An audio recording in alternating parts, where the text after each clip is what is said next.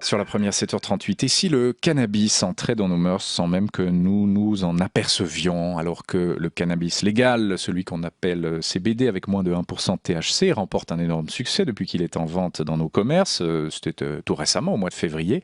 Plusieurs projets pilotes autour de l'usage récréatif du cannabis sont sur le point d'aboutir dans les cantons de Berne, Bâle et Genève. Et puis à côté de ça, nous avons l'association Legalize It qui a déposé ce printemps le texte d'une initiative pour la légalisation du cannabis auprès de la chancellerie fédérale. Un sondage GFS révélait d'ailleurs la semaine dernière que 2/3 des Suisses seraient favorables à cette légalisation. Notre invité ce matin est un médecin, chef du service d'addictologie des HUG, Daniele Zullino. Bonjour. Bonjour. Merci beaucoup d'être avec nous dans notre studio de Genève pour aborder cette thématique du cannabis qui est complexe. Et puis on va essayer d'être un peu pédagogue entre cannabis récréatif, cannabis légal, cannabis illégal. Quels sont les effets sur la santé? On va le voir avec vous. Et là aussi, les études se contredisent parfois. Ce sondage, j'en parlais, on va peut-être commencer là-dessus. 2/3 des Suisses qui seraient favorables à la légalisation du cannabis, s'il restait toutefois interdit aux mineurs, aux moins de 18 ans. Est-ce que ça vous semble plausible? Est-ce que ça vous semble correspondre à la réalité aujourd'hui? Ça ne m'étonne pas trop vu les développements dans d'autres pays. Rappelons qu'il y a plusieurs pays comme l'Uruguay ou plusieurs États aux États-Unis qui ont déjà fait le pas d'une régulation du cannabis. Donc le monde change, même les États-Unis s'y mettent. Ça change très vite parce qu'il y a encore une dizaine d'années, on était totalement défavorable. Qu'est-ce qui a changé? Pourquoi les vents ont tourné si vite en Suisse? Alors, je pense qu'un des facteurs est la présence massive du cannabis dans nos rues. Rappelons que... C'est un principe de réalité, en fait, c'est ça. C'est un principe de réalité. Les gens fument, une grande partie des gens ont déjà essayé de fumer au moins une fois dans leur vie. Il y a de l'expérience. On s'aperçoit que peut-être la régulation actuelle ne correspond pas tout à fait à la réalité. Presque 40% des moins de 35 ans ont déjà consommé du cannabis chez les hommes. C'est un peu moins chez les femmes. Vous confirmez ces chiffres? C'est ça, oui. Si on votait demain, si les Suisses votaient demain, ce serait oui, selon vous. Alors vous n'êtes pas politologue, vous êtes médecin, mais vous pensez que, fort du constat qu'on est en train de faire, les gens accepteraient la légalisation ou la régularisation? Ça, je ne saurais pas dire. Alors, c'est vrai que moi, je préfère le terme de régularisation. L'idée, aussi des projets qui vont être proposés, n'est pas une légalisation dans le sens donnant libre accès, comme au yogourt, à la population, à n'importe qui. L'idée est de mettre des règles qui actuellement n'existent pas, à part l'interdiction. Donc, des règles du type, on définit qui a accès, à quelle heure, à quel moment, à quel endroit. Donc, des régulations comme on en a déjà pour l'alcool ou pour le tabac. Oui, on ne trouverait pas son petit cannabis à la Coppola Migros, pour parler clairement. Exactement. Est-ce qu'il y aurait, selon vous, une augmentation de la consommation du cannabis si on régularisait en Suisse? Alors, les projets de recherche qui vont être proposés ont comme question celle-là aussi. En même temps, on a des petites expériences, Uruguay et des États-Unis, surtout le Colorado, qui nous montrent qu'il peut y avoir une légère augmentation durant les premiers mois. C'est toujours la découverte de ce produit et une stabilisation, voire une réduction par la suite. Ce qui est assez intéressant au Colorado, on n'a pas seulement observé cette stabilisation et réduction du cannabis, on a surtout observé une forte réduction de la consommation d'alcool et des excès d'alcool, voire des accidents liés à l'alcool. Donc plus on fume de chanvre, moins on consomme d'alcool? C'est un peu simplifié, mais les chiffres indiquent ça, oui. Et ça, il y aurait cette tendance-là en Suisse aussi, on pourrait le postuler, quoi. On ne peut pas le savoir. C'est vrai que la Suisse n'est pas le Colorado. C'est plutôt un pays vitivinicole, j'ai envie de vous dire, la Suisse. On a plutôt la culture du bon verre, etc. On lève le coude plus qu'on ne s'allume un pétard, même si ça a tendance à augmenter. C'est quand même un pays foncièrement vitivinicole, la Suisse, non? Oh, je peux être d'accord en partie, mais il faut quand même aussi considérer que la Suisse, un peu comme comme les États anglo-saxons, a pris un virage vers d'autres boissons, surtout la bière. Donc la bière a progressé les dernières décennies. Euh, je ne pense pas que cette tradition-là va avoir une telle influence. Bon, question difficile et je le disais en introduction, on a vu plusieurs études se contredire. Quels sont les effets du cannabis sur la santé, sur le corps humain? Là, je parle du cannabis avec un fort taux de THC. Qu'en dites-vous, vous, le médecin? Alors, il faut tout de suite dire que ce n'est pas une substance anodine. C'est une C'est drogue vrai douce que ou c'est pas une drogue douce? je ne fais pas cette distinction. C'est une drogue qui induit des addictions. Ça, c'est assez clair. Il ne faut plus en douter. Des addictions sont possibles. On en traite chez nous. Maintenant, la question est, est-ce que ça a des répercussions comme par exemple le tabac? Là, les choses sont moins claires. On pensait longtemps que le cannabis puisse induire des cancers du poumon, plus ou moins, ou même pire que le tabac. Les dernières données ou les dernières analyses des données épidémiologiques nous montrent que c'est peut-être pas si vrai que ça, que le cannabis puisse même avoir un certain effet protecteur. Attendez, je vous arrête sur ce point. Un effet protecteur, c'est-à-dire empêcher des cancers du poumon. Si on fume du cannabis, on pourrait prévenir des cancers? Il y a des indicateurs, des indicateurs dans des études animales et dans des études épidémiologiques qui montrent ça, oui. Ça Vous veut pas voyez dire que... l'importance du message qu'on délivre ce matin, hein. Oui. Si on Alors, nous écoute, les gens vont se ruer. C'est délicat. Alors là, c'est un côté. Rappelons-nous quand même que le cannabis peut faire des dégâts. Rappelons-nous que le cannabis, sous cannabis, on ne fonctionne pas.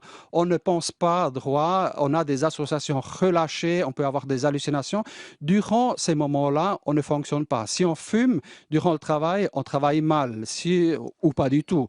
Si on fume durant l'école, on n'apprend rien. Si on fume régulièrement, on perd du temps. Ce qui a pu être montré encore dans des études épidémiologiques, on perd du temps de manière à avoir même des baisses de QI. On parle même de cas de schizophrénie qui auraient été déclenchés par un abus de cannabis. Qu'en dites-vous? Ça, c'est pas clair du tout. Il y a des données qui montrent que le tabac pourrait faire la même chose et personne parle de l'induction de schizophrénie par le tabac. Ce qui est assez clair que sous cannabis, on est plus psychotique que sans cannabis. C'est un peu l'effet recherché aussi. Donc, le relâchement des associations, des façons de penser à côté de la plaque. Sous cannabis, quelqu'un qui a une schizophrénie aura plus de symptômes qu'on appelle positifs, donc plus d'hallucinations, d'idées de délire, mais moins de symptômes négatifs, donc moins d'émoussements affectifs, de retrait social, etc. Alors, on vous entend bien, vous n'êtes pas du tout en train de dédiaboliser la substance, mais de prôner une forme de régularisation. Ce n'est pas contradictoire. Si on régularise, évidemment, c'est une porte ouverte, vous l'avez dit, on ne peut pas travailler, on ne peut pas conduire, on ne peut pas étudier correctement. La ligne est très très fine, là, hein. Vous le concevez comme scientifique, j'imagine. Alors, la ligne est fine entre la consommation qu'on appelle récréative et la consommation problématique. C'est le cas aussi pour l'alcool.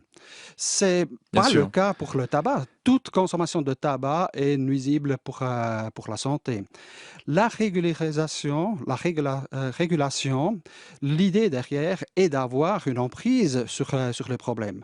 Actuellement, il y a une forme de régularisation, c'est la prohibition absolue. Mais ça ne marche pas, selon vous. Voilà, elle serait bonne si elle marchait, mais elle ne marche pas. Du moment qu'une grande partie de la population consomme, ça veut dire qu'elle ne marche pas. Qui émet les règles actuellement? Ce sont les vendeurs et les consommateurs de cannabis. L'État, nous les médecins, on n'a actuellement pas le droit de définir une bonne consommation. Non, mais vous pouvez effectivement parler de ce que ça peut occasionner, ce que vous nous faites ce matin à l'antenne. Alors, il est temps pour un cannabis légal. C'est un avis, alors là, c'est cannabis légal, hein, vraiment, c'est dit comme ça. C'est un avis à lire dans la presse élémanique, Sandra Timorley. Un élan de pensée progressiste en Suisse, des expériences positives à l'étranger. Pour la NZZ, les préconditions sont bonnes pour entamer une nouvelle tentative de dépénalisation. Et ce ne sont pas que les adultes addicts adeptes de la fumette qui en profiteraient, mais aussi la police et la protection de la jeunesse. Parce que oui, avec les amendes d'ordre, les politiques ont bien essayé de créer un climat plus doux pour les consommateurs. On a pu le voir comme un progrès, mais au final, le système se révèle pour le moins poussif et laborieux. D'accord avec ça, aujourd'hui, c'est poussif et laborieux, on n'arrive pas à trier le bon grain de livret. D'ailleurs, on n'arrive pas vraiment à savoir si c'est du cannabis légal avec moins de 1% de THC, si c'est du cannabis illégal. Ça permettrait de résoudre tous ces problèmes. Je pense que ça permettrait de s'attaquer au moins aux problèmes. On ne va jamais résoudre tous les problèmes liés aux substances addictives. On le voit avec l'alcool, qui est très bien réglementé. Il reste un certain nombre de personnes qui vont avoir des problèmes avec. Mais ça baisse aussi le seuil d'accès aux soins. Il est clair qu'avec une substance illégale, l'accès aux soins est toujours difficile. Et il serait beaucoup plus facile avec une substance. Et oui, puis mais sur les termes, entendons-nous peut-être sur les termes, parce qu'entre dépénalisation, légalisation, régularisation, quelle est la différence au fond? Éclairez-nous, vous n'êtes pas juriste, mais médecin, mais Non, Daniel je Lezzolino, mais quelle est la différence? Alors, dépénalisation, on parle normalement de dépénalisation si la substance reste illégale, comme c'est par exemple le cas au Portugal, mais les consommateurs Ne sont plus même pénalisés, c'est ne ça, oui. sont plus pénalisés. Oui. Régularisation veut dire qu'on émet des règles de production, de vente, d'occasion de consommation. Rappelons aussi qu'actuellement, personne définit la bonne qualité du produit qui est consommé. Par contre, on le fait avec l'alcool. Il n'y a pas d'alcool frélaté en Suisse. On ne sait pas toujours ce qu'il y a dans le cannabis. On ne sait pas toujours ce qu'il y a dans les autres drogues. Il y a beaucoup de cannabis frelaté en Suisse, on peut l'imaginer. On a parfois dit qu'il était coupé avec certaines substances chimiques, de la poudre de verre, etc. Ce sont des choses qu'on constate? Alors, la poudre de verre, on n'en a plus entendu dernièrement, mais il est clair qu'il y a des herbicides dedans, il y a énormément d'herbicides dedans. Il serait temps qu'on émette des règles du bon cannabis, comme c'est le cas pour le tabac. Un herbicide dans une substance, ça, c'est pour le coup, c'est un peu cancérogène, non? Absolument, Oui. ça peut l'être. Il y a des projets pilotes en Suisse, on a dit Berne, Bâle, Zurich, Genève. Vous participez à celui de Genève. Quelles sont les informations qui vous intéressent dans les données que vous récolterez? Qu'est-ce que vous cherchez au fond dans ces projets pilotes et notamment à Genève? Alors, il y a deux grands aspects, deux axes. Certainement, l'axe qui intéresse l'addictologue. Est-ce qu'il y aura un changement de type de consommation du moment qu'on a accès de façon régulée? Est-ce qu'il y aura une augmentation de la consommation, des doses, des concentrations préférées? Est-ce qu'il y aura éventuellement même une diminution des consommations problématiques, puisque on prévoit aussi des interventions de réduction de risque et de prévention. D'un autre côté, ce qui nous intéresse, qui intéresse surtout les sociologues, est-ce qu'il y aura un changement de la perception du produit des consommateurs dans l'environnement, dans la ville, dans le canton, et chez les consommateurs eux-mêmes. Est-ce qu'ils prendront conscience d'une autre manière de leur consommation? Résultats, ils sont attendus pour quand? Alors, il y a... Pour l'instant, on est en train, dans certaines villes, d'élaborer des protocoles.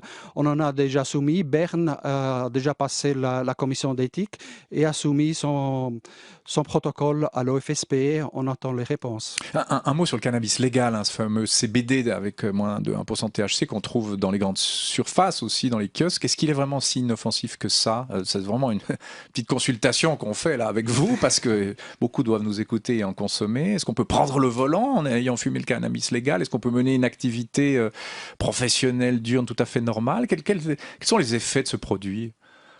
On en sait assez peu comparé au THC. Les études commencent. Alors, ce qu'il faut dire que le CBD, donc le produit principal Cannabidiol, je crois qu'on appelle ça Le comme ça. cannabidiol, exactement, est une substance assez intéressante. On a même essayé de le développer comme un traitement contre la schizophrénie. Vous voyez l'intérêt. Oui. Ça peut être un calmant. Vu que ça peut être un calmant chez certaines personnes, ça peut induire de la fatigue. Moi, je déconseillerais fortement de prendre le volant après en avoir consommé. Ben voilà, un propos très clair. Dans le Colorado qu'on évoquait tout à l'heure, on a beaucoup mis en avant la manne financière que représentait le cannabis, et nous y étions d'ailleurs pour des reportages l'année passée dans le cadre de la campagne américaine. Argument qui revient bien sûr aussi en Suisse, l'argument de l'argent qu'on pourrait se faire avec ça. Il y a une proposition politique en date, celle des jeunes verts libéraux qui veulent dépénaliser le cannabis pour pouvoir le taxer et sauver l'AVS comme citoyen, plus que comme médecin. Qu'en pensez-vous ? Je suis invité comme médecin, donc comme employé des UG et de l'université. Je n'ai pas d'opinion politique. Oui, enfin vous avez une opinion que vous n'avez pas le droit de dire ce matin, c'est ça? Alors, il y a des modèles qu'on lit aussi dans nos journaux scientifiques qui indiquent que du moment qu'on peut taxer un produit, on peut avoir aussi un effet sur sa consommation. Effet négatif, évidemment, ça va diminuer. Voilà. On peut bien sûr aussi avoir des effets sur les conséquences négatives, ou bien les diminuer, ou bien les contrebalancer avec des investissements dans les institutions de traitement et de prévention.